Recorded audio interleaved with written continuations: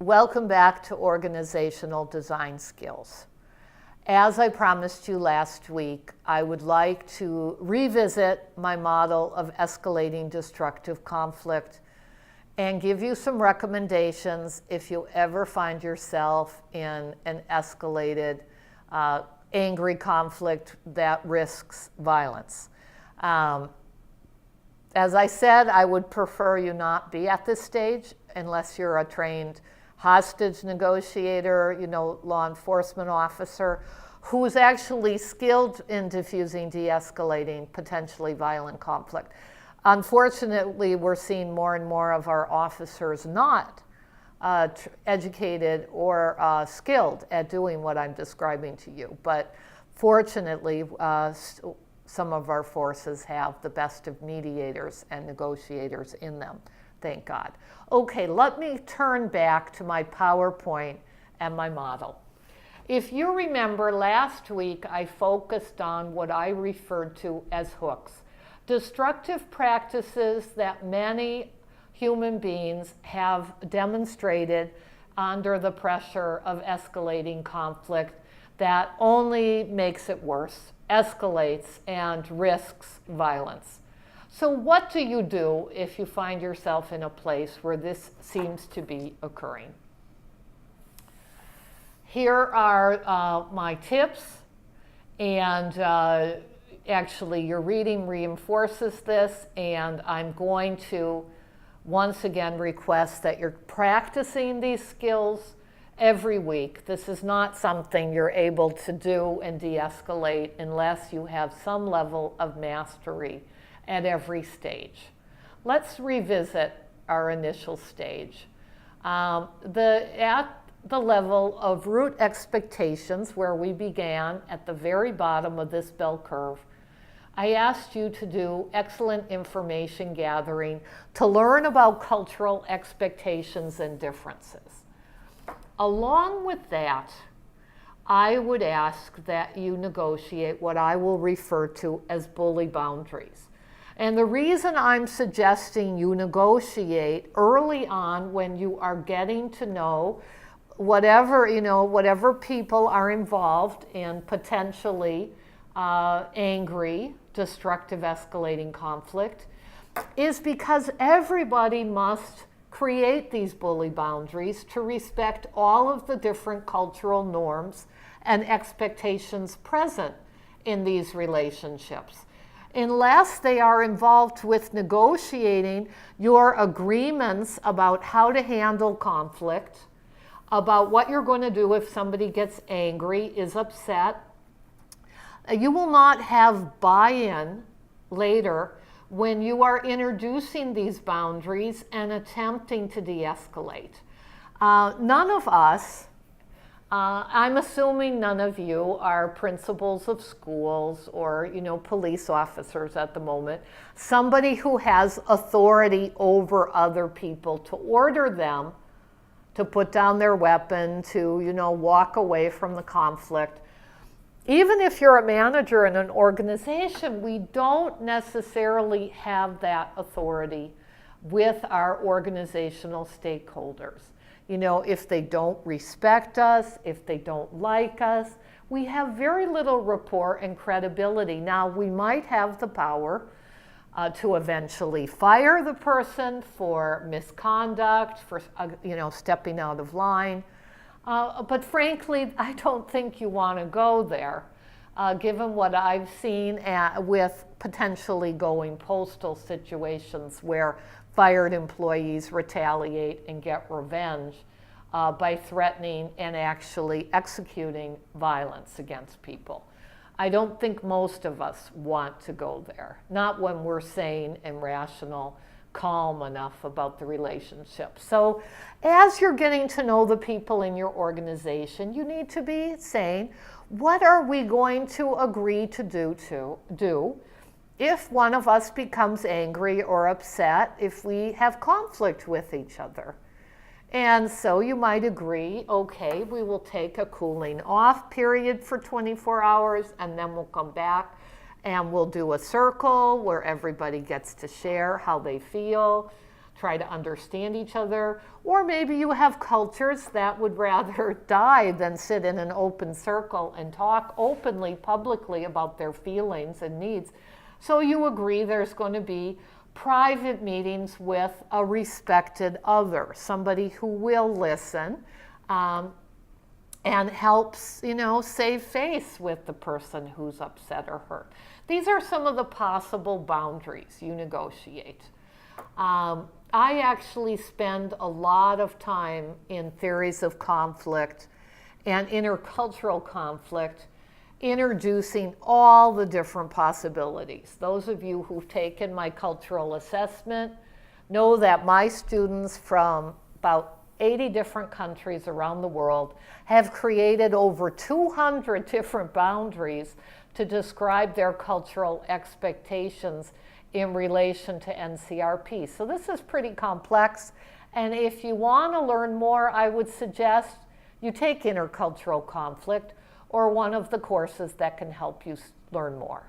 I really don't have the time to go into it in great detail today or in this course, but I'm certainly willing to send you a copy of my cultural assessment, do what I can to help you learn more. Okay, that's stage one. Now, stage two, I don't have suspending judgment here, but it's hopefully implicit. You understand it's critically important. Suspend judgment while doing empathetic, insightful reframing. Now, this will normally diffuse, de-escalate angry, hurt conflict if you are doing it well. But you need to get feedback from people from a variety of cultures, honest feedback to know if they are experiencing you as not judging, listening to them deeply, accurately, with sincere, interest, empathy, and whether you are accurately, insightfully reframing what you hear. It's not enough to just say, oh, I did it, it didn't work. No, the other person needs to experience you as masterful in doing this. And once again, in the heat, fire of angry conflict, many of us need years of practice doing this in order to do this in a masterful way. Okay, but if you are doing it in a masterful way, I would say the vast majority of human beings will diffuse, de-escalate. The group that will not diffuse, de-escalate, in my experience, is the group that is intent on bullying, dominating the conflict, and intimidating you. They are not interested. The bullies of the world, all of us probably have had our moments of bullying, but the people who've really relied on bullying in order to push their way, in order to intimidate many people over years of practice, I don't have time to go into some of their trauma and pathology and the group dynamics that support them. But I will say, in my experience, they do not want an empathetic, insightful listener. You're sort of getting in the way of their agenda, which is to dominate and intimidate. They're not seeking understanding or any kind of resolution. And I imagine your organization has some of these people. They've simply been able to get their needs and interests met with a very dysfunctional, obnoxious, toxic way of behavior. And they've hurt a lot of people along the way. It's going to take more than stage two.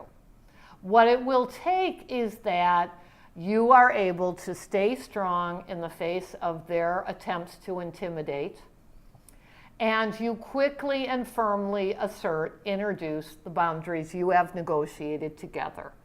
You see the power of this. They've already proposed and agreed to these negotiated boundaries. So you're not attempting to dominate them. You're not attempting to bully them. You're simply saying, just a minute, I'm experiencing you as putting me down, and didn't we agree that no one would put each other down in conflict?